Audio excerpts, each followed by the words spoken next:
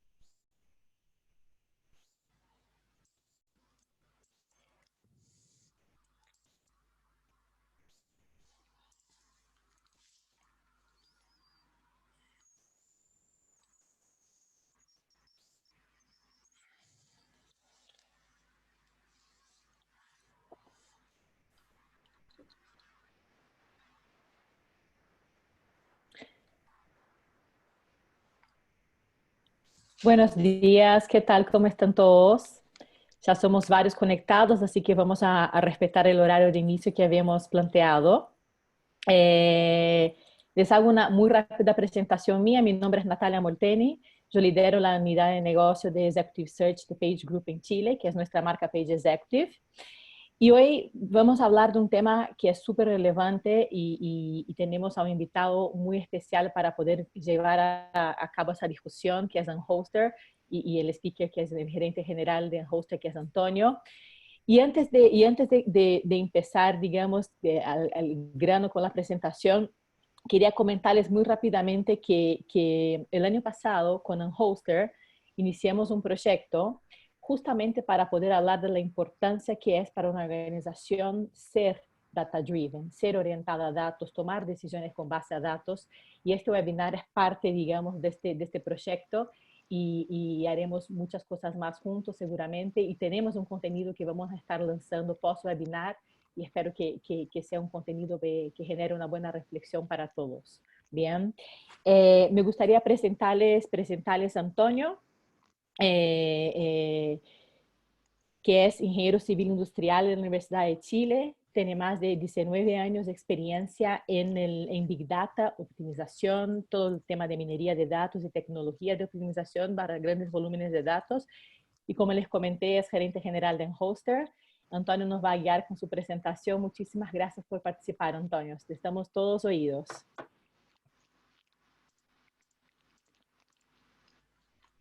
Buen día a todos. Muchas gracias por inscribirse y por participar. Gracias a Paige, gracias a Natalia por la organización. Yo les quiero hablar un poco del mundo de Data Science y de todo lo que estamos viviendo hoy día y por qué la clave de la información hoy en día es uno de los hechos más importantes en el manejo y la contención de esta pandemia. Vamos a estar conversando un poco sobre la pandemia en sí misma, qué hacemos para volver al trabajo y cuáles son los desafíos que tienen las empresas en esto. El contexto de los datos, o sea, dónde están, qué son, cuál es la calidad, qué calidad tienen y así sucesivamente. Y un tema no menor, que finalmente sale a discusión en forma bastante potente en Chile, que es el tema de la privacidad. Entonces voy a ir abordando cada uno de esos puntos poco a poco, todas sus preguntas directo al chat y las vamos a ir abordando al final de la conferencia sin problema, en la medida de lo posible. ¿Qué ocurre con la pandemia y el COVID? Primero de los temas más difíciles del COVID son la poca trazabilidad. Es un virus extremadamente contagioso. En casi 75% de las personas es asintomático y tiene un periodo de incubación bastante largo. Y los puntos de contagio en general, desde la perspectiva de una empresa, son la casa, su familia, el trabajo, el colegio de las personas y los lugares públicos. Tomando eso como temas relevantes, la pregunta es cómo se visualizan esas mallas. En particular, porque yo voy a tener una malla laboral, es decir, con todas las personas con quienes trabajo, voy a tener una malla familiar con todas las personas quienes vivo, con quienes me relaciono, y voy a tener una malla probablemente del transporte, o del tipo de transporte que yo use. Si uso auto, mi malla será yo mismo, pero si uso transporte público, hay un montón de personas desconocidas a las cuales probablemente las veo una vez en la vida y después no las vuelvo a ver. Acá les muestro un ejemplo de la malla familiar mía, en particular en base a información pública. ¿Y por qué se las muestro? Porque vamos a usar este ejemplo más adelante desde la perspectiva de qué sirve entender con quiénes vivo y con quiénes no vivo para efectos de esta pandemia. Pero las mallas en general, esto es un ejemplo de cómo ver mallas familiares. Esta malla está hecha en base al padrón electoral, una superposición de padrones electorales, estandarización de direcciones, harto trabajo de data science desde el punto de vista de matemática y de mecanismos de búsqueda, pero es posible construirla solo en base a información pública. ¿Qué saco yo del padrón electoral? Yo soy capaz de sacar el nombre, ruta y la dirección, siendo una sociedad todavía bastante tradicional desde la perspectiva. A mí me pueden identificar con mi familia porque el primer lugar donde me registré electoralmente era la residencia de mis padres, ellos vivían ahí, mis hermanos vivían ahí, todos se registraron ahí, por lo tanto, el descubrir mi malla familiar es bastante fácil en base a ese punto de partida. ¿En qué otros tipos de problemas se han usado mallas relacionales? En la Fiscalía Nacional Económica. La Fiscalía Nacional Económica tiene un requerimiento de notificación cuando un competidor compra más del 10% de otro competidor y hay un mínimo de ventas de 100.000 UFs anuales. Al tener esos dos requerimientos, uno tiene que notificar a la Fiscalía que está haciendo esa transacción societaria, y si no lo hace es sujeto a una multa. Bueno, nosotros le creamos la plataforma a la Fiscalía Nacional Económica que hace el monitoreo de las mallas relacionales societarias y proactivamente les dice a quiénes fiscalizar. En este caso, la Fiscalía pasó una multa de 780 millones de pesos a Banmédica por no notificar la compra de un competidor en Quillota. Pero el principal problema que existe en esto de las mallas, en el caso del COVID, es la exponencialidad. Yo puedo tomar dos personas que por sí solas pueden no trabajar juntas y no tienen ninguna relación, pero al mirar sus relaciones familiares y sus relaciones personales, puede que exista un nexo entre los hijos de ellos, que son compañeros de colegio, ni siquiera necesariamente compañeros de curso, tal vez compañeros en el transporte escolar. Y si el contagio parte en una rama de estas dos personas, y en la medida que ese contagio avanza, puede llegar a permear la otra persona y por lo tanto incluso el trabajo de la otra persona. Bueno, eso ustedes lo están viendo, hablamos de esto todos los días, las mallas de contagio, el contagio. El problema grande de esto es que cuando yo lo extrapolo a un número de colaboradores que va más allá de un círculo cercano, es decir, si yo tomara la malla anterior y les dijera que esto es la malla de contagio, es perfectamente manejable sin ningún tipo de tecnología.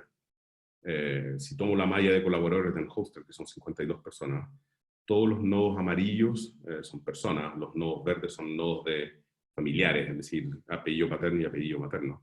Pero si tomo todos los nodos amarillos, esos son todos los nodos de posibles focos de contagio.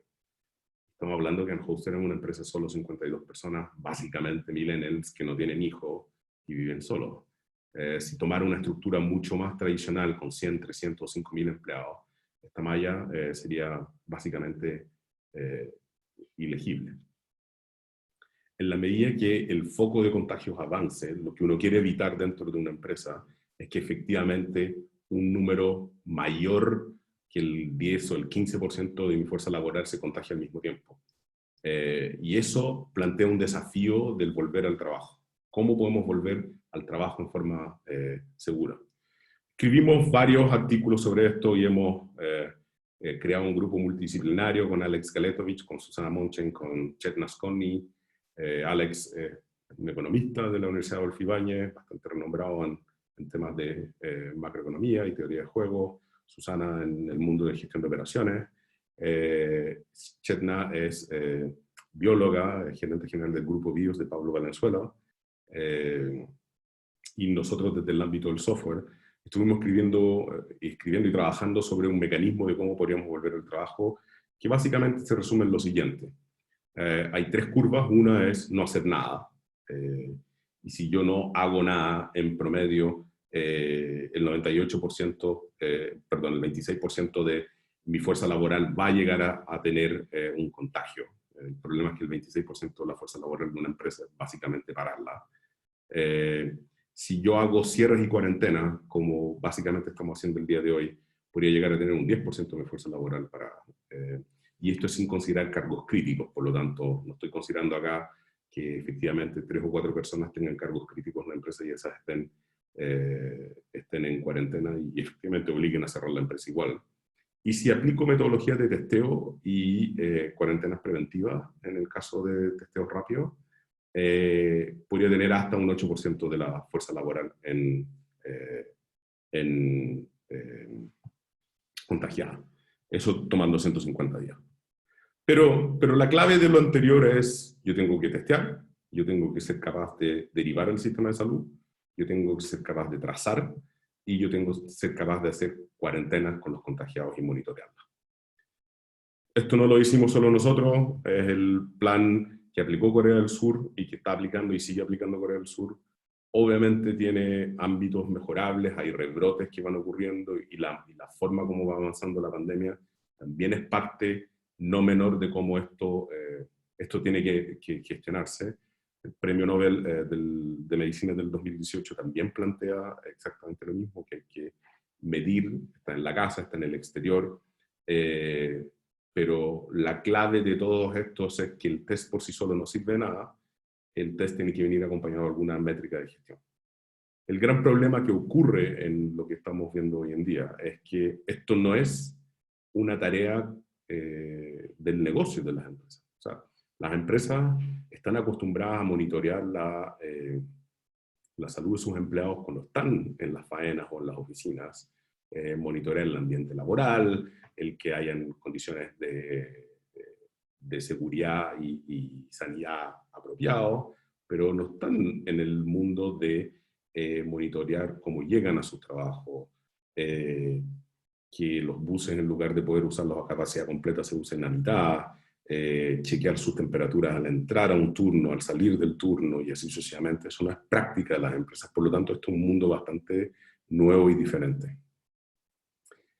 Pero para poder hacer lo que estamos hablando anteriormente, claramente necesitamos datos. Y hay un contexto en estos datos. Bueno, esto era una frase bastante cliché que se usa bien frecuente, que los datos son el nuevo petróleo, pero como el precio del petróleo es negativo y en algunos casos hoy día casi llegando a cero, nosotros tendemos a decir que los datos eran el nuevo petróleo.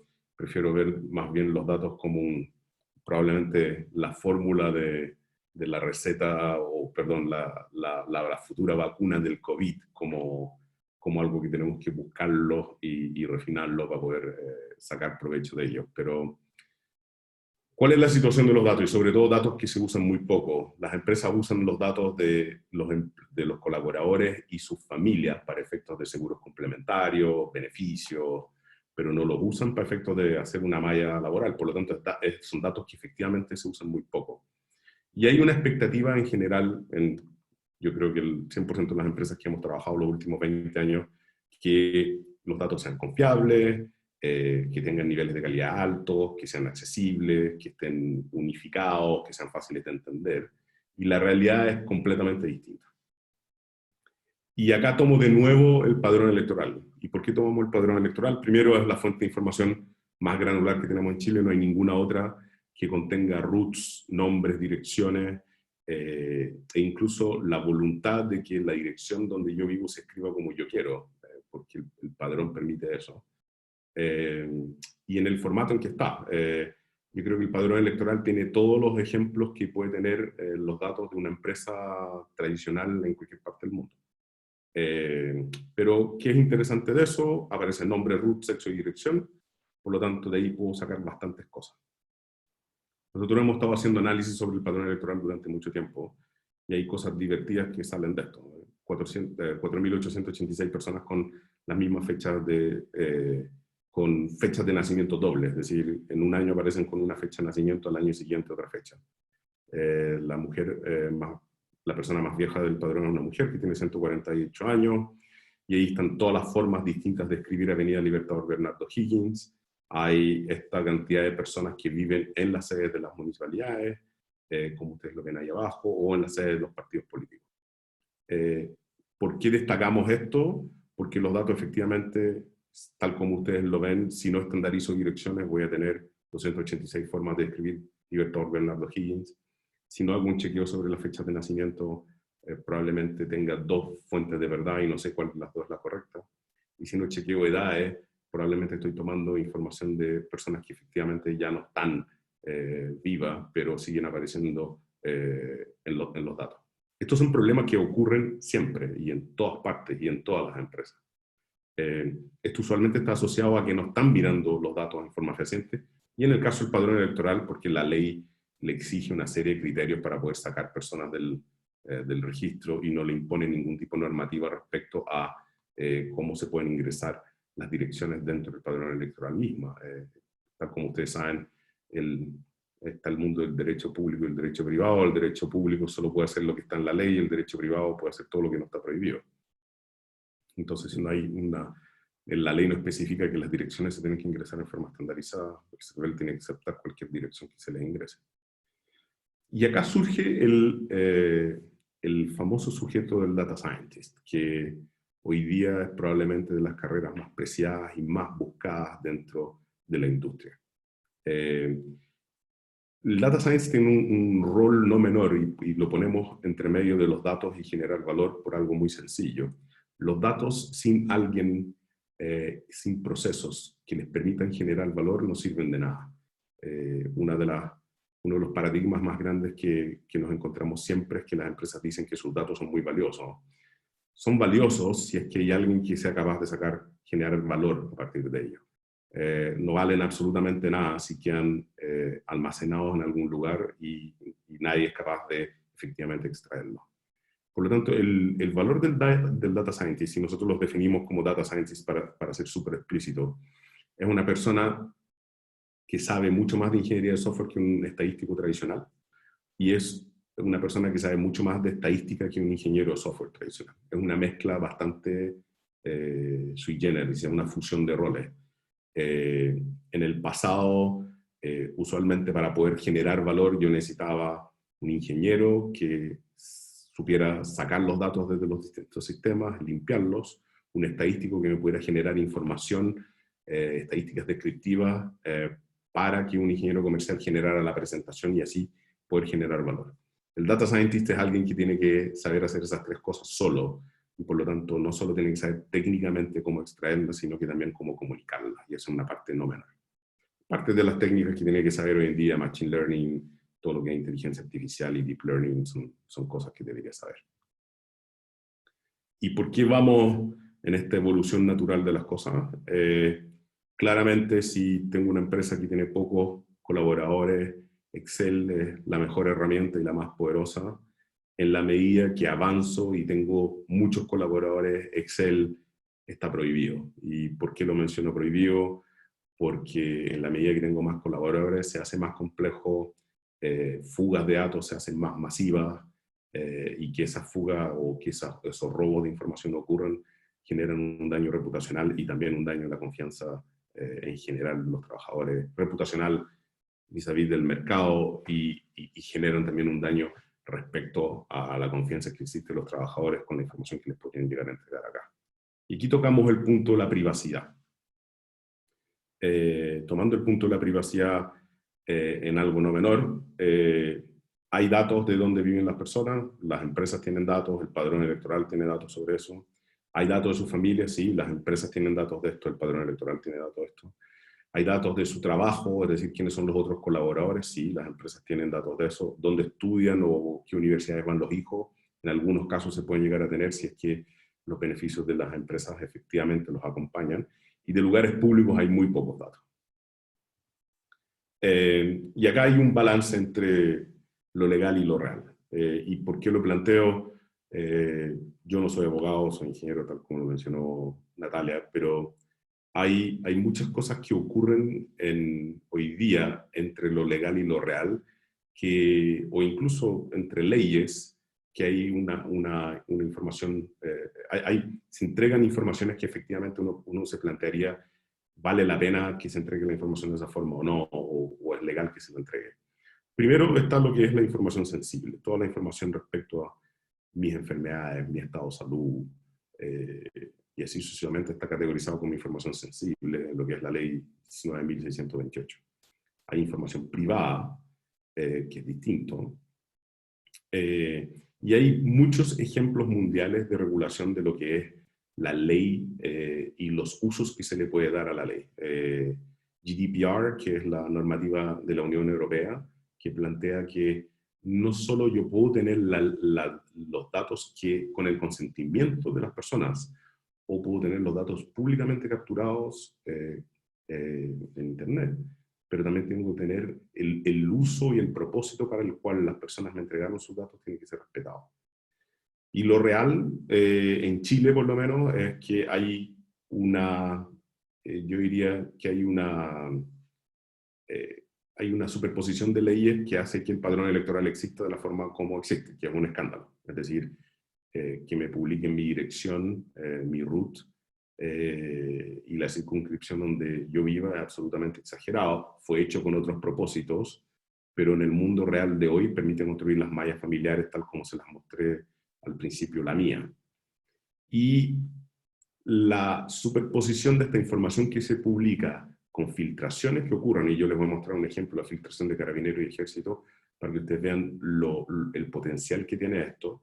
Es muy perjudicial para la empresa desde la perspectiva de no tomar los resguardos necesarios en esto. Entonces, pasando al ejemplo mismo, si tomamos el 28 de octubre del 2019, se filtró una base de datos de Carabineros que contenía información de su sueldo, su rango, eh, sus niveles jerárquicos dentro de Carabineros, cotizaciones de Carabineros, liquidaciones de sueldo, y así sucesivamente. Y lo que nosotros hicimos para efectos globales de entender el daño potencial, es los cruzamos con todas las fuentes públicas de información que hay. Desde la comisión, la CMF, las redes sociales, el Registro Nacional de Vehículos, el registro civil. Algunas de estas son muy públicas, otras no tan públicas. El mercado público, los padrones electorales, el diario oficial y el servicio de impuesto interno. Y de las cosas que sale es que, por ejemplo, tomamos el ejemplo de un teniente coronel, que sale publicado dentro de esta fuga de información. Sabemos quiénes son sus padres, sabemos quiénes son sus hermanos y sus hermanas, sabemos quién fue su primera pareja con la cual tuvo un hijo, su hija y su esposa actual. Y esto netamente con información absolutamente que se pueden encontrar haciendo búsquedas de Google.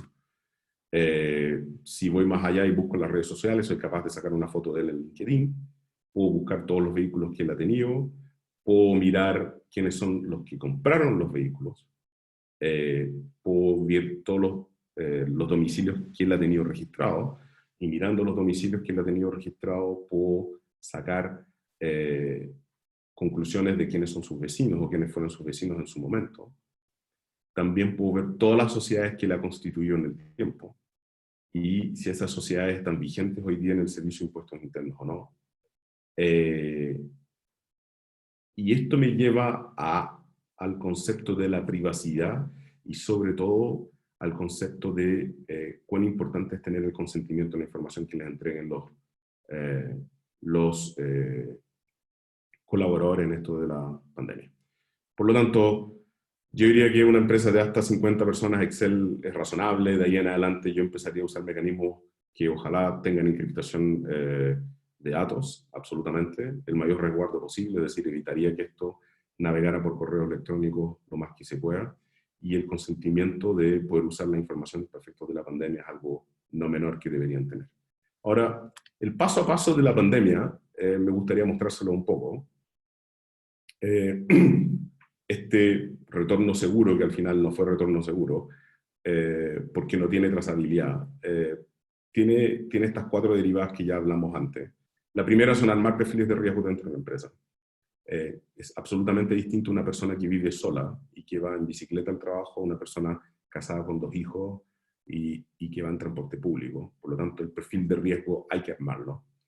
En la medida que yo quiera aplicar o una autoencuesta o un test rápido dentro de la empresa, el punto es que ese test rápido o esa autoencuesta tiene que significar una derivación al sistema de salud si es que hay una sospecha de contagio positivo. Si bien hoy día están diciendo, si usted no tiene síntomas, no vaya al hospital, que me parece bastante razonable, pero si tienen síntomas deberían testearse, porque es una forma de monitorear por dónde está avanzando el virus.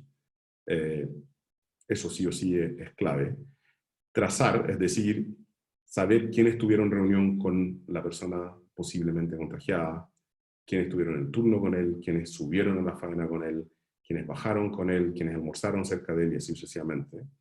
Y monitorear la cuarentena, es decir, efectivamente ver que la cuarentena se esté realizando, que el colaborador esté trabajando o remotamente o esté con la licencia correspondiente como corresponde y seguir testeando en el tiempo. Hay 3 stakeholders que vemos nosotros acá. Uno son los sindicatos, absolutamente. Asumo que la relación entre operaciones y recursos humanos y los sindicatos tiene que ser en pro de tener un ambiente laboral lo más sano posible y lo más controlado posible para que, todos sigan con sus trabajos y permanezcan en sus labores. Y en ese sentido el sindicato algo de información necesita, por lo menos lo que nosotros estamos viendo en las distintas implementaciones que estamos haciendo es que los sindicatos requieren algún tipo de información. En el caso de la minería o de las forestales también están las comunidades que también piden o exigen que no se les contamine a través del trayecto de los empleados o la presencia de los colaboradores en los distintos lugares. Yo creo que en esto es muy importante el tener todos en sintonía y un objetivo común. Claramente el llenado de una encuesta diaria, mientras está en faena, mientras está en los días de baja, es importantísimo. La trazabilidad hacia el trabajo y de vuelta al trabajo es importantísima, sobre todo para las empresas que tienen vehículos de acercamiento, y una encuesta familiar del estado de salud también clave para entender en qué punto está la familia, si hay algún contagiado y así sucesivamente. ¿Cuál es el objetivo de esto? Plantear a personas que se queden proactivamente en casa para ver si hay algún síntoma en el caso de algún acercamiento a alguien con COVID. Permitir a recursos humanos y operaciones poder planificar los turnos en la medida que avance o se gestione el avance de la pandemia, pero reconocer también que este tipo de comunicación y de coordinación no es algo muy común en el día a día. Entonces, ¿qué queremos capturar y para qué? Queremos capturar data de los turnos, queremos capturar data de las cuarentenas, porque efectivamente queremos programar los turnos, programar quiénes han sido contagiados y quiénes no han sido contagiados, probablemente hacer un poquito de mezcla dentro de los turnos extremadamente riesgosos. Hay perfiles de trabajadores que yo probablemente no me gustaría que trabajen en la faena o tal vez modificar sus funciones para evitar un contagio, los mayores de 60 años y así sucesivamente.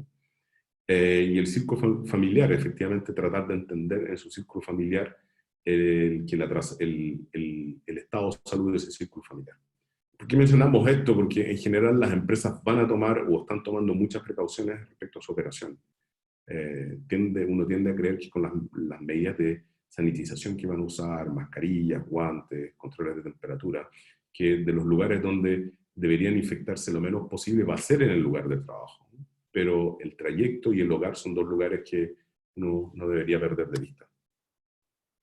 Y acá les muestro el ejemplo práctico en Hoster, es decir, si tomo el día 1 trabajando, si empiezo a aplicar testeos rápidos a las personas, si empiezo a derivar algunas personas en función de sus tests a los centros de salud, si monitoreo cuarentenas, ¿cómo se va ejecutando esto?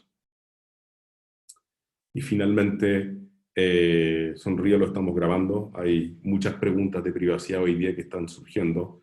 Nos tomamos la libertad con las personas de Page en función de los asistentes de armar una pequeña malla de quienes están participando el día de hoy. Pero este debate del COVID abre un debate importantísimo en Chile, que es de la privacidad de la información. ¿Qué información tiene el Estado sobre nosotros? ¿Qué información tienen los privados de cada uno de nosotros? Y cómo nos gustaría manejar esto en el futuro. Yo creo que es parte de lo que necesitamos. Hoy en día, la trazabilidad y el entender cómo evitar una pandemia y que esta exponencialidad se dé en mi empresa es algo esencial.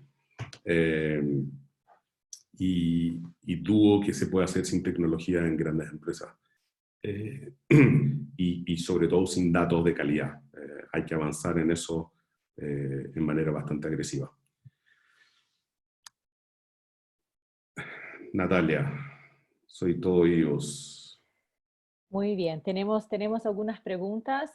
Bueno, pueden seguir haciéndolas de todas formas a través del chat. Antonio, la primera pregunta tiene justo que ver con un punto que comentaste respecto al tema de la Ley General de Protección de Datos, ¿no? O sea, donde la pregunta es, o sea, ¿cuál es el impacto, ¿no?, para una organización entre el cruce de datos personales de la ley? O sea, ¿qué cuidados como organización yo debería tener? No sé si hay un paso a paso, no sé si es una pregunta que es fácil de contestar.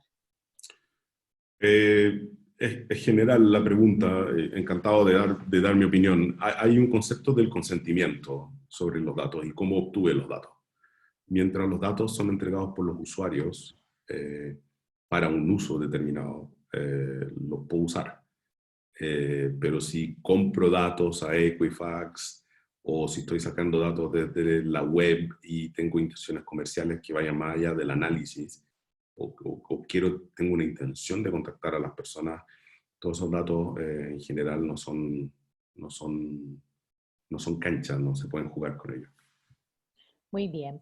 Otra pregunta tiene que ver con algo que mencionaste también rápidamente, que es el tema, bueno, el famoso tema del Excel, ¿no? Que muchas organizaciones todavía, a pesar de tener muchos sistemas y software, siguen insistiendo con el Excel. Para una empresa que hoy no tiene, no tiene, digamos, el hábito o no está en sus procesos el tema del análisis de datos, ¿cuáles serían los primeros pasos en temas de inversión, según tu experiencia, para poder tener una herramienta, un software más adecuado? A ver, Excel es una maravilla y es una maldición. Está en los dos lados. Es la herramienta más flexible que hay para el 90% de los usos. El problema es que si yo tengo toda la información de mis colaboradores en Excel y ese Excel alguien lo manda a su cuenta de Gmail y en la cuenta de Gmail se pierde o lo que sea, o me la hackean, tengo toda la información de mis colaboradores en una planilla Excel. De hecho, la fuga de datos de Carabineros, no porque Carabineros tuviera la información en Excel, pero como lo tenía en una base de datos, sin un concepto de seguridad alrededor de estos datos, sin un concepto de seguridad en quiénes podían acceder y a cuánto podían acceder, es que la información se filtró de la forma como se filtró.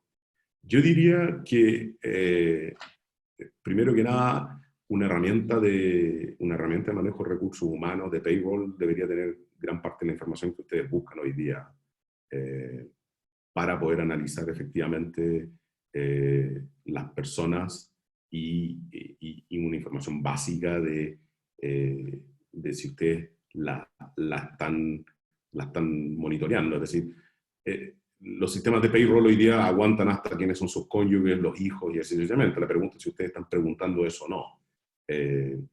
Yo diría que una empresa chica que no tiene sistemas, el primer sistema que debería tener probablemente es uno de payroll asociado a sus personas como una forma de partir en esto, absolutamente. Bien. Y de cara al negocio, si yo básicamente quiero, saliendo un poco del contexto de pandemia y yo quiero empezar a tomar mejores decisiones de negocio, ¿hay herramientas o softwares más recomendados como primer paso para empezar a cruzar datos de negocio, de la empresa, del consumo, del mercado? Hay un mundo de herramientas gratuitas, hay otras que se llaman Python para análisis de datos.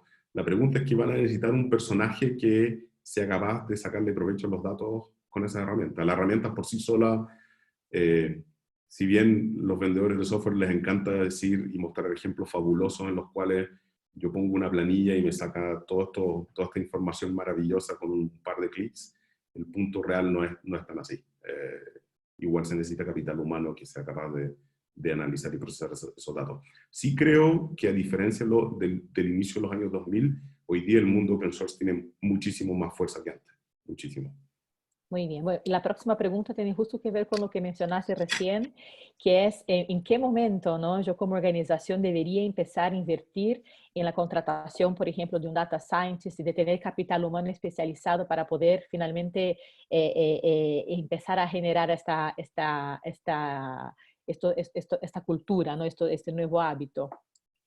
¿Hay Hay dos alguna? cosas, es una muy buena pregunta, y hay dos cosas sobre los data scientists que es muy importante saber. Es la profesión más buscada hoy en día en la industria. Es una profesión sobre la cual hay una fiebre del oro. Por lo tanto, la cantidad de ofertas laborales que ellos van a tener en el tiempo es bastante amplia. Yo partiría absolutamente por tratar de contratar uno, sí, absolutamente. Pero trataría de hacerlo en forma híbrida también. Trataría de tener una empresa que me apoye al principio, ir armando un roadmap de proyectos que sea interesante para retenerlo. Porque una de las dificultades de retener un data science es que él sienta que su carrera va progresando en relación a los desafíos técnicos. Y eso es un desafío permanente. Es decir, si ustedes van a tener un data science y solo para generar Excel y PPT todos los días, la probabilidad que él se vaya en el corto plazo es muy alta. Muy alta. Muy bien. Hay una pregunta acá que dice lo siguiente: ¿qué tipo de empresas has visto más propensas a tomar esa tecnología? Un poco lo que estamos hablando del análisis de datos. Y si existe una tendencia por países, por tipo de cultura. Mira, ahí nosotros esto lo hemos, desde el año, yo diría del año 2003, hemos estado trabajando con mallas relacionales. Diría que el mundo web es uno de los que más ha adoptado esto desde la perspectiva del e-commerce, es decir, eh, desde la navegación, el árbol de navegación mismo de una sesión y cosas por el estilo.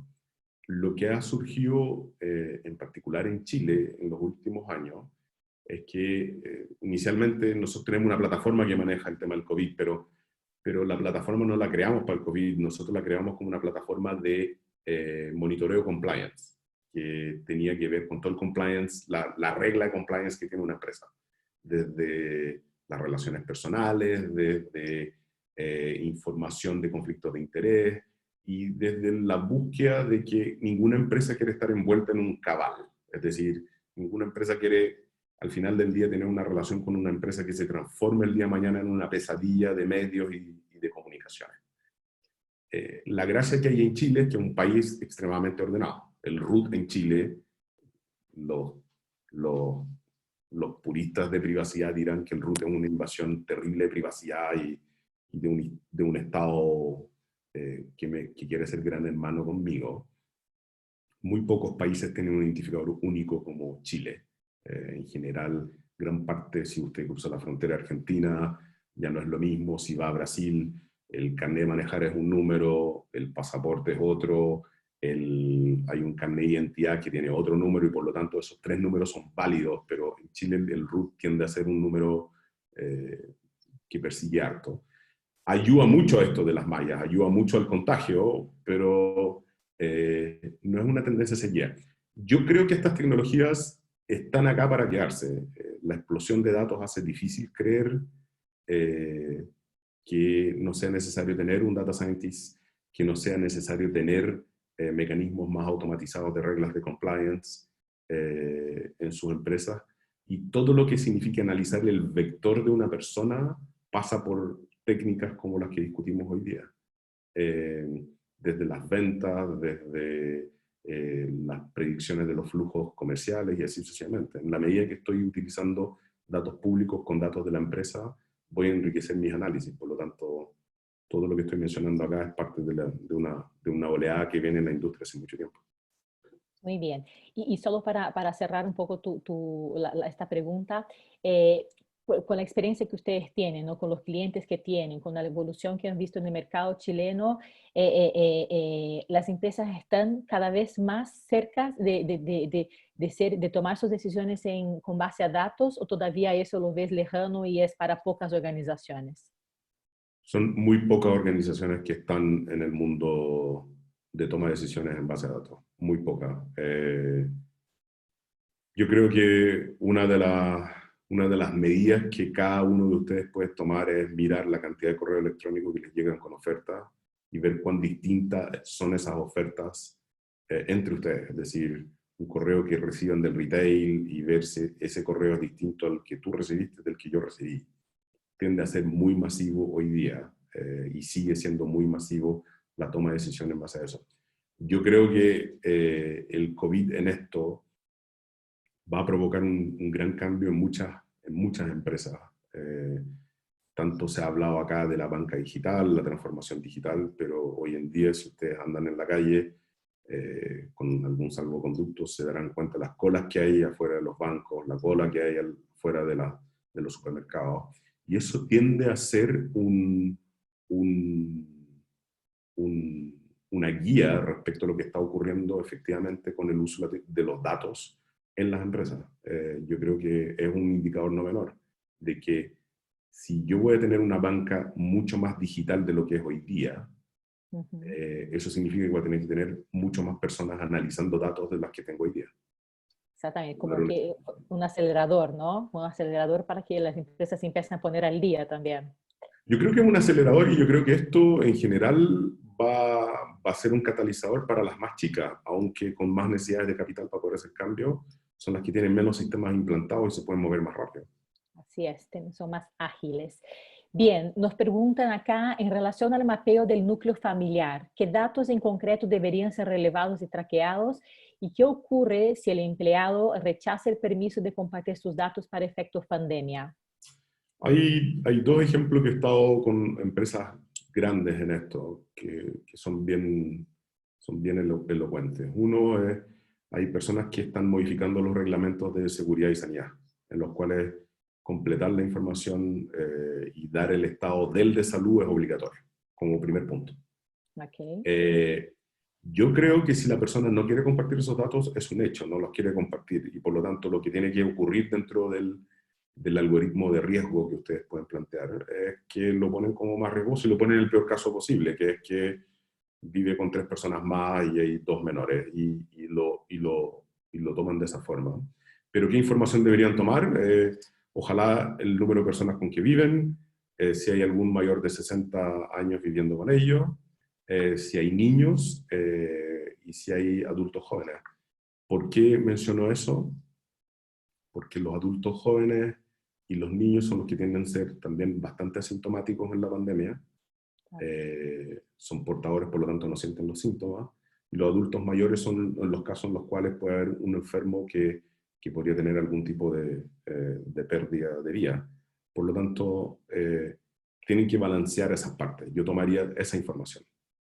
El construir el árbol también, la parte clave es entender cómo llega al trabajo, si es que llega en auto, en transporte público, en bicicleta y así sucesivamente. Y tener monitoreado dentro de las oficinas quiénes se sientan cerca de quiénes para esos efectos. Esa es la información con la que deberían contar. Muy bien. Nos preguntan, bueno, volviendo un poco a lo que estábamos conversando antes, ¿no? Del tema del data scientist, nos pregunta acá si es una carrera o si es un ingeniero informático que se tiene que capacitar, certificar en Machine Learning, inteligencia artificial y Big Data. El mejor ejemplo de esto es el año 2004. Yo trabajaba en Yahoo y había un área que se llamaba Strategic Data Services, SDS, que lo único que hacía, y tenía una sección que habían 200 empleados, de los cuales 100 extraían datos y 100 los procesaban. Y había una cola interminable. La cola de solicitudes de extracción de datos eran de 2 años y estaban permanentemente agobiados y siempre contratando a gente porque habían tomado la aproximación de que habían roles que extraían datos y habían roles que procesaban y analizaban datos. El data scientist, claro que puede ser un ingeniero de software que aprenda más de estadística, pero tiene que tener la voluntad permanente de seguir aprendiendo. No puede ser una voluntad pasajera. No es que se certifique en estadísticas y deje de aprender. Tiene que saber de visualización de datos, de cómo presentarlos en forma amigable, y tiene que saber presentarlos a otro público, un público leigo que va a querer entender los impactos en el negocio. Por lo tanto, tanto puede ser un estadístico, como puede ser un ingeniero de software, como puede ser un físico, como puede ser un matemático, pero la clave es que tiene que tener estas tres componentes. Tiene que, primero, lograr extraer los datos, saber procesarlos, limpiarlos, y saber presentarlos en una forma en que terceros, que no necesariamente entienden, logren dilucidar el valor que hay en ellos. Es Muy una bien. carrera, y sí, es una carrera. Sí, bueno. Cada vez más hay másters de data science y diplomados y así sucesivamente. Bueno, nosotros desde la división de tecnología de Michael Page, que es nuestra marca de Middle Management, vemos cada vez más demandas en el mercado y efectivamente lo que lo dices, es un perfil difícil de encontrar, escaso, y lo vemos muy relacionado con el tema generacional, porque hay muchos perfiles muy jóvenes que no tienen tanta experiencia laboral, pero están ya trabajando 2, 3, 5, 7 años en este mundo y se van haciendo expertos, ¿no? Actualizándose cada vez más. Mira, hay una Yo, pregunta. Sí, adelante, yo adelante. te voy a dar el perfil, o sea, hoy día si yo pudiera contratar a 10 data scientists, los contrataría hoy día mismo. Es muy difícil encontrarlos, es muy difícil retenerlos. No digo que sea misión imposible, por eso creo que es un trabajo híbrido. Las empresas que no tienen costumbre de trabajar con datos tienen que enfocarse mucho en sus procesos inicialmente, porque de poco sirve traer a una persona a trabajar en los datos y que todos los datos estén malos. Por lo tanto, el proceso de captura, de almacenamiento de los datos es bastante esencial. Muy bien. Tenemos dos preguntas más y una para el gran final. Te voy a partir con la primera, que es, ¿cuánto espacio de mejora tienen los directorios en Chile para tomar decisiones en base a datos, ¿no? Llevando eso un poco más al board y a la toma de decisiones que viene desde arriba? Yo creo que, en mi experiencia en los directorios y ayudando a directorios, yo creo que hay tres desafíos. Uno es contar con información creíble. Y yo creo que el principal desafío del directorio siempre ha sido ese, que es que le presenten información consistente, en calidad, consistente en la dimensión temporal en la que llega y que les permita a ellos actuar. Yo creo que los directorios han navegado mucho tiempo a ciegas con datos que les cuesta nuevamente digerirlos, entenderlos y hacerlos compatibles con los otros números de la empresa, los otros números financieros de la empresa. Segundo, yo creo que si un directorio hoy día no está enfocado a entender cada vez más lo que está ocurriendo en el país, tanto desde lo que ocurrió el 18 de octubre con lo que va a ocurrir con el COVID, estamos literalmente en un camino en que algunos se van a dirigir al cementerio de dinosaurios y otros van a surgir, porque, entre comillas, si el comercio electrónico necesitaba un boom en Chile, es el boom que está teniendo hoy. Así es. Si las aplicaciones de lo que se llama la gig economía necesitaban un boom respecto a lo que está ocurriendo hoy en día en la economía en Chile, está hoy. Pero las preguntas que yo me hago son las siguientes. ¿Qué necesitamos para evitar las colas en los bancos el día de mañana? ¿Qué falta en la bancarización? ¿Qué datos? ¿Qué es lo que no estamos viendo hoy día que hace que un crédito hipotecario no se pueda hacer 100% digitalmente? Que uno tenga que ir al banco o una notaría a firmarlo.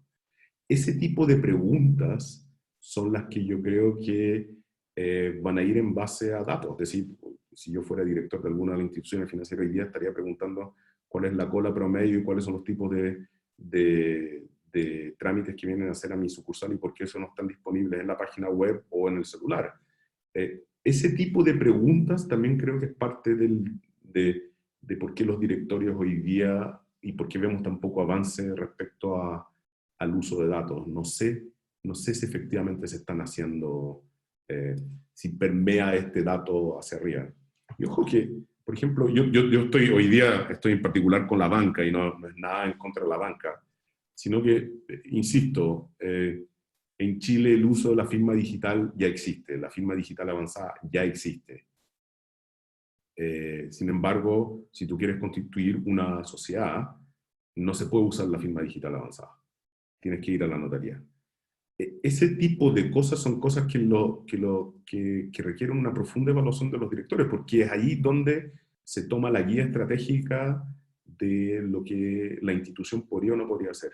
Y finalmente, solo para terminar, yo creo que la cultura de datos pasa por el directorio, tiene que venir del directorio hacia abajo.